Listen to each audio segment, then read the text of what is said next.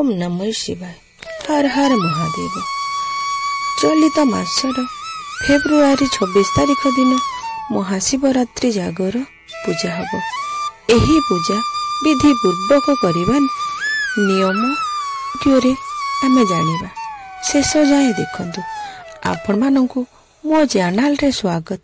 भगवान भोलेनाथंक असीम कृपारु एही छोटिया प्रस्तुति करिछि। आपण मानंकु टिके भी भल लागिले भिडियोटी को लाइक सब्सक्राइब कर देबाकु कष्ट करिवे। बंधुगण, सेमिति तो गोटे वर्षरे 12टी शिवरात्रि आसी थाए। फाल्गुन मासर कृष्ण पक्ष चतुर्दशी को महाशिवरात्रि रूपे पालन करा हुए। विश्वास अछि एही दिन पृथ्वी रे 12टी ज्योतिर्लिंग आविर्भाव होइथिले और महाकाल स्वरूप निराकार प्रभु को ज्योतिर्लिंग महाशिवरात्रि दिन विशेष करी एही ज्योतिर्लिंग रे उपस्थित थांती। भक्तों पूजार्चना स्वीकार करती।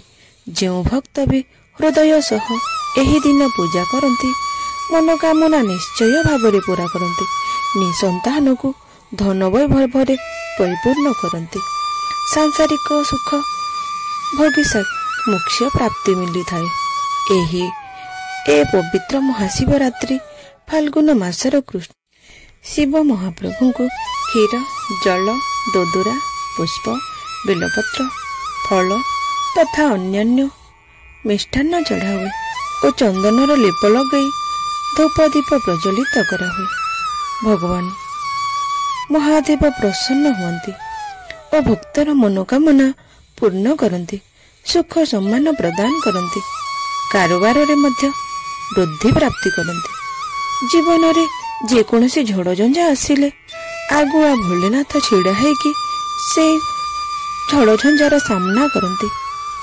जीवन रे आसी एही महाशिवरात्रि दिन भगवान शिवंकर अभिषेक करा हुए।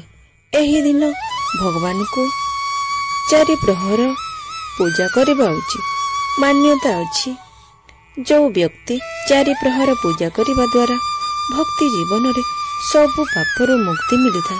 धर्म और धर्म मोक्ष प्राप्त हुए। 4 प्रहर पूजा संध्या कालरू आरंभ होई सखालर ब्रह्म मुहूर्त जाए और विशेष पुण्य मिली थाए। जदि केही भक्त 4 प्रहर पूजा महादेवंक अभिषेक करि न पारे एका थर मध्य पूजार्चना करि परिबो। 4 प्रहर विधिपूर्वक सफा हृदय रे करिले महा जप करिबा उचित। राति जागरण रहिबा द्वारा अश्वमेध यज्ञ करिबा संगे समान फल प्राप्ति होइथाए।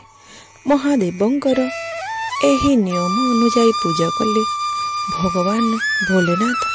आशा करुछि आपण माननकु ए भिडियोटी भलो लागिथिबो। जदि भलो लागिछि ताहेले मो चैनल को लाइक सब्सक्राइब करि देबा पई टिके कष्ट करिवे। जदि भी पूर्वरु सब्सक्राइब करिसेंती ताहेले आपण माननकु मो हृदय अंतर आत्मारू कोटि कोटि धन्यवाद। आपण माननकु स्वहृदयरू पुणी थरे धन्यवाद जणे भिडियोटी शेष करुछि। ओम नमः शिवाय।